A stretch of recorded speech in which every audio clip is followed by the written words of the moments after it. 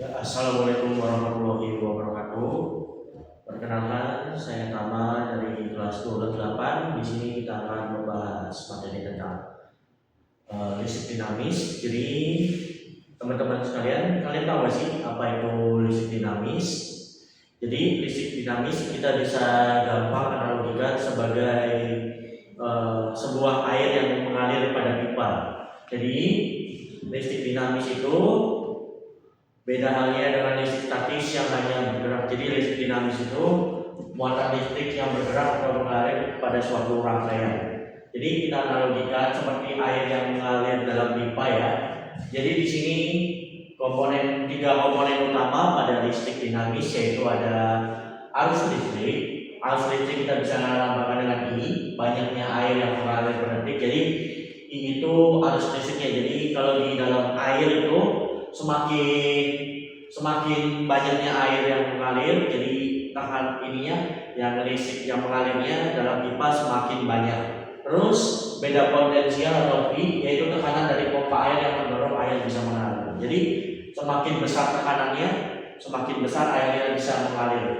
Yang lalu di sini kita punya R, yaitu hambatannya, kerikil atau penyempitan pipa. Jadi R itu kalau di pipa itu hambatannya. Jadi misalnya ada pipa yang menyempit atau di dalam pipanya ada kerikil, itu kita bisa bilang sebagai hambatan. Jadi di dalam listrik pun sama.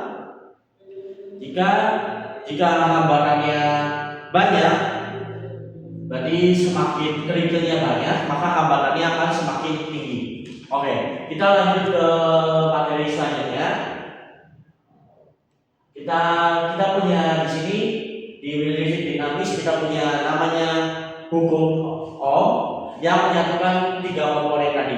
Jadi kita di sini punya rumus hukum Ohm yaitu V.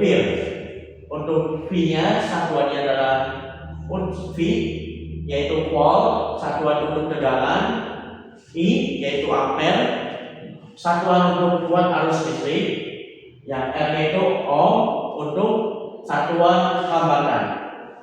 Jadi kita bisa rumuskan hukum Ohm itu sebagai berikut, yaitu V atau kita bisa buat segitiganya yaitu V. Jika kita mencari volt, kita bisa ini tutup ini jadi I kali R. Terus misalnya kita cari I, kita bisa tutup I-nya jadi V kali R, V bagi R. Itu dia untuk dasar listrik dinamis, yaitu ada I, V, R. Terus kita punya hukum Ohm. Selanjutnya di listrik dinamis kita punya yang namanya rangkaian hambatan, seri versus paralel. Silakan kalian jika ingin melihat materi listrik dinamis itu ada di sini, yaitu nih, boleh kalian screenshot dulu dalam waktu 3 detik. 1, 2, 3. Kalian silakan screenshot karena kita akan lanjut ke subbab selanjutnya.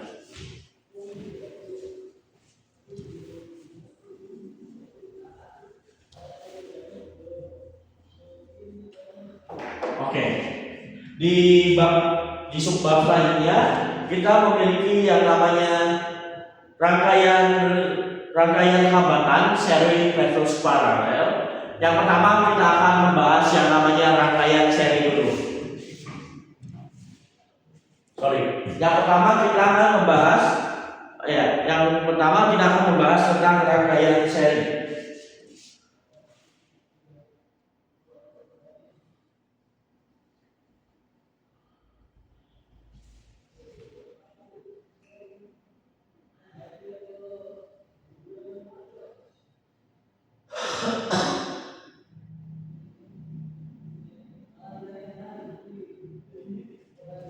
Apa sih namanya rangkaian seri itu?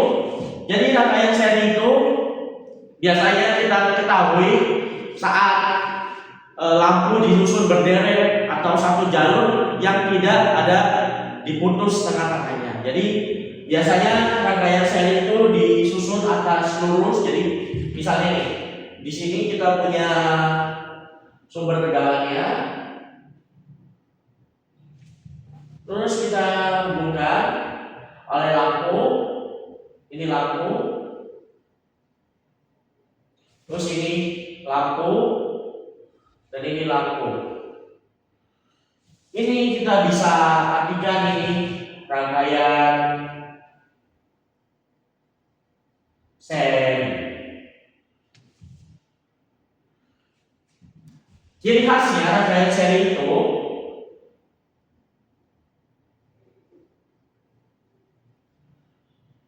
kuat arus atau I-nya setiap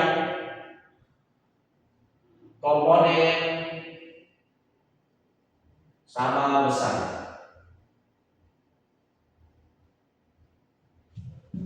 Sementara untuk tegangannya yaitu V terbagi di setiap komponen.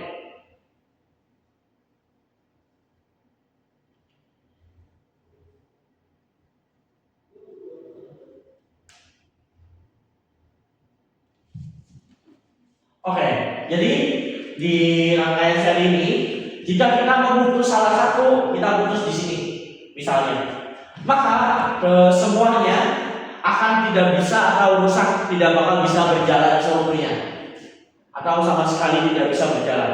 Jadi anak kita analogikan misalnya di sini. Di sini ada pipa yang mengalir. Jika di sini rusak, maka yang lainnya ikut rusak, pasti akan ikut rusak. Jadi misalnya kita melakukan siklus, di sini ada yang rusak satu pun, maka akan menghambat keseluruhannya. Jadi itu adalah rangkaian seri. Atau misalnya kita taruh sangkar, kita tutup sangkarnya, maka semuanya akan mati. Apa sih keuntungannya rangkaian seri? Rangkaian seri itu menguntungkan karena untuk pemasangan kabelnya kita menggunakan biaya yang lebih sedikit, tapi untuk listriknya kita akan menggunakan biaya yang lebih besar karena misalnya ada 3 lampu dirangkai secara seri, itu biayanya pasti mahal karena tiga-tiganya harus menyala semuanya. Bagaimana sih penerapannya? Biasanya itu ada di dalam ruangan kelas. Ruangan kelas yang lampunya harus menyala semua, biasanya memakai rangkaian seri. Di mana sih kerugian jika kita memasangkan rangkaian seri di kehidupan nyata? Rangkaian seri sangat merugikan jika kita pakai di dalam rumah, yang dimana misalnya ada WC, kamar tidur, dan ruang depan, ruang tamu dan lainnya, kita pakai rangkaian seri. Itu akan sangat merugikan karena semuanya harus nyala, jadi tidak bisa satu-satu. Oke. Jadi kita punya rumusnya, rangkaian seri itu rumus hambatannya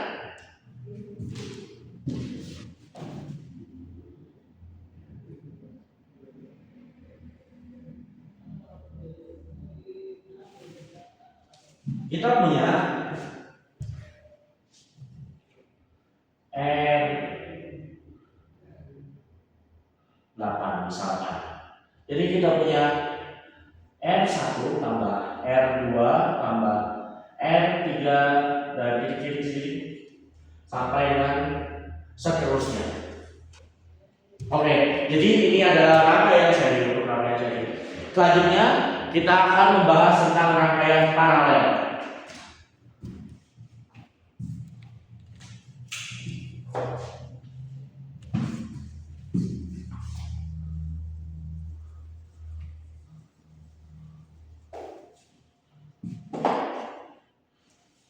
Apa sih perbedaannya rangkaian seri dan rangkaian paralel? Beda halnya dengan rangkaian seri yang di sini kita berderet. Rangkaian paralel itu bercabang atau banyak jalur. Jadi kita punya rangkaian paralel.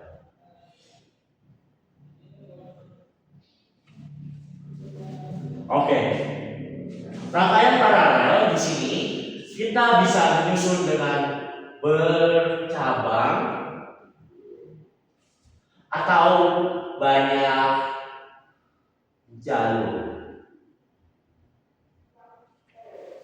Itu adalah ciri khasnya rangkaian paralel. Jadi kita bisa gambarkan rangkaian paralel itu. Di sini kita punya sumber listrik. Kita punya dua jalur ini.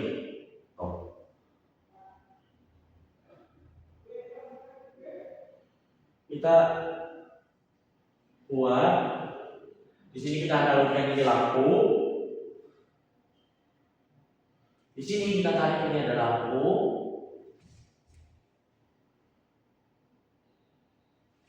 Nah, terus kita buat jalur lagi ke sini. Tuh.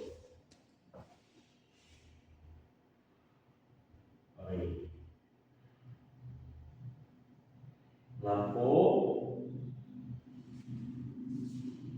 Nah, ini menghubungkan ke sini. Dan ini kita tarik garis ke sini. Kita kasih lampu lagi. Jadi dengan ciri khasnya ini,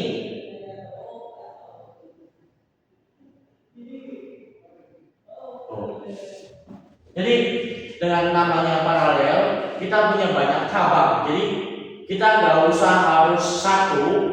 Jadi misalnya kita putus salah satu, misalnya ini diputus, yang mati hanya sumber ininya saja.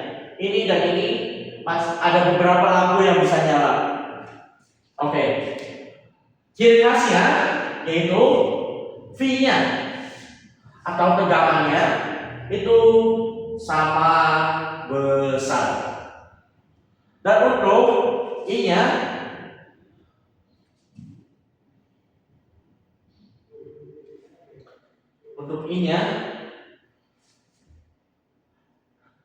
terbagi di setiap cabang. Yaitu yang seperti saya katakan, ciri khasnya paralel yaitu jika salah satu komponen rusak, komponennya yang lainnya tetap menyala. Seperti halnya di lampu rumah kita. Misal kita punya WC dan dapur. Misalnya kita memakai seri. Jika kita pakai seri yaitu satu cabang, dua-duanya misalnya di WC lampunya mati, maka di dapur akan mati. Berbeda halnya dengan paralel. Jika WC mati, lampu WC mati, dapur akan tetap menyala. Itu adalah ciri khasnya paralel. Jadi kita mempunyai rumus paralel, rumus hambatan rangkaian paralel 1/P, yaitu 1/R1 ditambah 1/R2 tambah 1/R3 ditambah yaitu seterusnya tergantung komponen yang kita punya. Jadi itu dia rangkaian yang sekian materi listrik dinamis. Oke, kita akan selanjutnya bergerak ke contoh soal. Ini adalah rangkaian seri dan rangkaian paralel yang kita bisa terapkan di dunia nyata dengan seri yaitu berderet atau satu garis. Rangkaiannya jadi 3 lampu dijadikan satu. Nah, sementara untuk rangkaian paralel dipisah-pisah. Oke. Kita bergerak ke contoh soal nomor 1.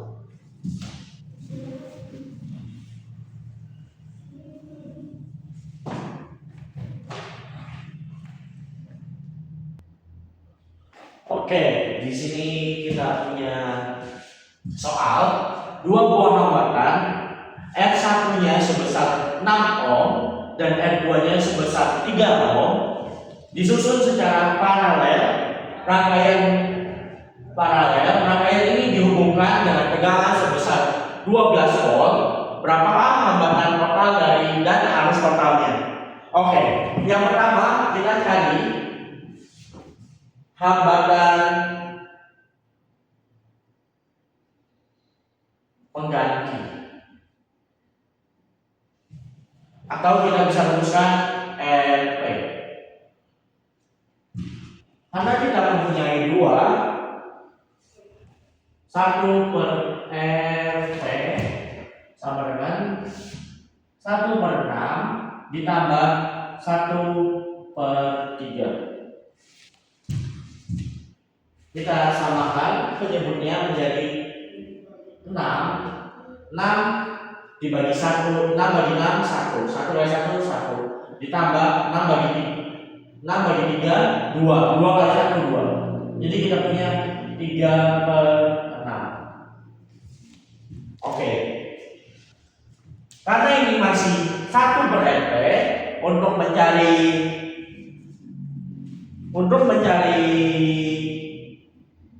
nilainya kita harus balik menjadi RP per 1, yaitu kita balik ini. Jadi kita langsung balik saja nilai RP per 1 sama dengan 6 per 3 sama dengan 2 ohm. Itu adalah untuk mencari hambatannya.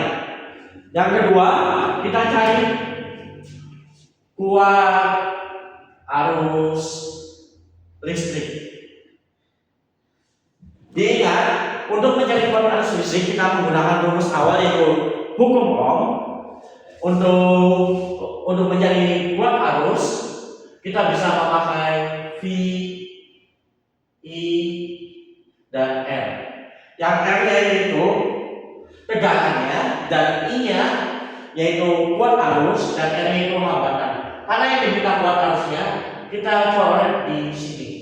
Jadi kita punya V per R. Jadi I sama dengan V per R. Di mana V-nya kita sudah ketahui sebesar 12 volt. Ini ya RP, karena kita punya RP-nya 2. Sama dengan kita masukkan saja V-nya 12 dan I dengan V-nya 12 dan R-nya sebesar 2 ohm. Jadi kita punya 6 ampere sebagai kuat arus listriknya.